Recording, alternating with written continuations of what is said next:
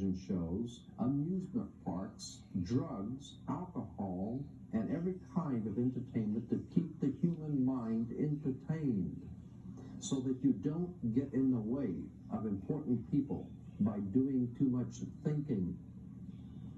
You had better wake up and understand that there are people who are guiding your life and you don't even know it. We're in a lot of trouble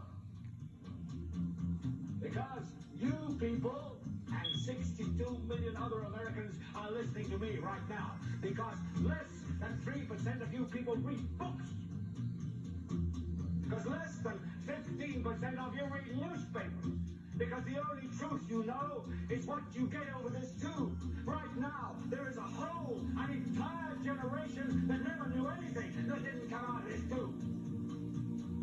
This tube is the gospel, the ultimate revelation. This tube can make or break presidents, popes, prime ministers. This tube is the most awesome goddamn force in the whole godless world. And woe is us if it ever falls in the hands of the wrong people. And when the largest company in the world controls the most awesome goddamn propaganda force in the whole godless world, who knows what shit will be peddled for truth on this network. So you listen to me. Listen to me. Television is not the truth. Television is a goddamn amusement park. Television is a circus, a carnival, a traveling troupe of acrobats, storytellers, dancers, singers, jugglers, sideshow freaks, lion tamers, and football players. We're in the border-killing business. But you people sit there day after day, night after night, all ages, colors, creeds. We're all you know. You're beginning to believe the illusions we're spinning here. You're beginning to think that the tube is reality and that your own lives are unreal. You do whatever the tube tells you. You dress like the tube, you eat like the tube, you raise your children like the tube, you even think like the tube. This is mass madness, you maniacs. In God's name, you people are the real thing. We are the illusion. The last thing the power establishment wants is a conscious, informed public capable of critical thinking.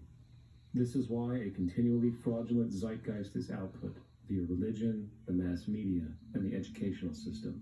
It is in their interest to keep you in a distracted, naive bubble, and they are doing a damn good job of it. This is Aaron Russo, a filmmaker and former politician. To his left is Nicholas Rockefeller of the Council on Foreign Relations. After maintaining a close friendship with Nicholas, Aaron eventually ended the relationship, appalled by what he had learned. I got a call one day from an attorney woman I knew, and she said, "Would you like to meet one of the Rockefellers?" I said, "Sure, I'd love to." And we became friends, and he began to divulge a lot of things to me. So he said to me one night, he said that there's going to be an event there, and out of that event, you're going to see we're going to go into Afghanistan. So we run pipelines from the Caspian Sea. We're going to go into Iraq to take the oil and establish a base in the Middle East, and we're going to go into Venezuela and try and get rid of Chavez. And the first two they've accomplished. Chavez they didn't accomplish. And said you're going to see guys going into caves looking for people that they're never going to find. You know, he was laughing about the fact that you have this war on terror. There's no real enemy. He's talking about how by having this war on terror, you can never win it because it's an eternal war. And so you can always keep taking people's liberties away. And I said, how are you going to convince people that this war is real? He said, but the media can convince everybody it's real. I mean, you know, it's just that you keep talking about things, you keep saying it over and over and over again, and eventually people believe this.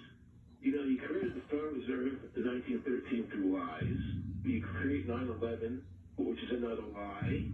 Through 9/11, you're fighting a war on terror, and now all of a sudden you go into Iraq, which was another lie, and now they're going to do Iran.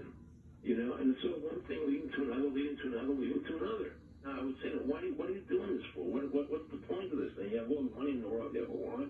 You have all the power. I said, you know, you're hurting people. It's not a good thing. And he would say, what do you care about the people for? Take care of yourself and take care of your family. And then I said to him, what are the ultimate goals here? He said, the ultimate goal is to get everybody in this world chipped with the RFID chip and have all money be on those chips and everything on those chips. And if anybody wants to protest what we do or violate what we want, we just turn off their chip. So how far will the sickness of power go? To what lengths will those in control go in order to maintain and preserve their positions? We have a Florida family who are really pioneers in a brave new world. They have volunteered to be the first ever to have microchip identification devices implanted into their bodies. After 9/11, I was really concerned with the security of my family. I wouldn't mind having something planted permanently in my arm that would identify me. George Orwell, in his famed and possibly prophetic work, 1984, stated, "Power is not a means, it is an end. The object of persecution is persecution. The object of torture is torture. The object of power is power."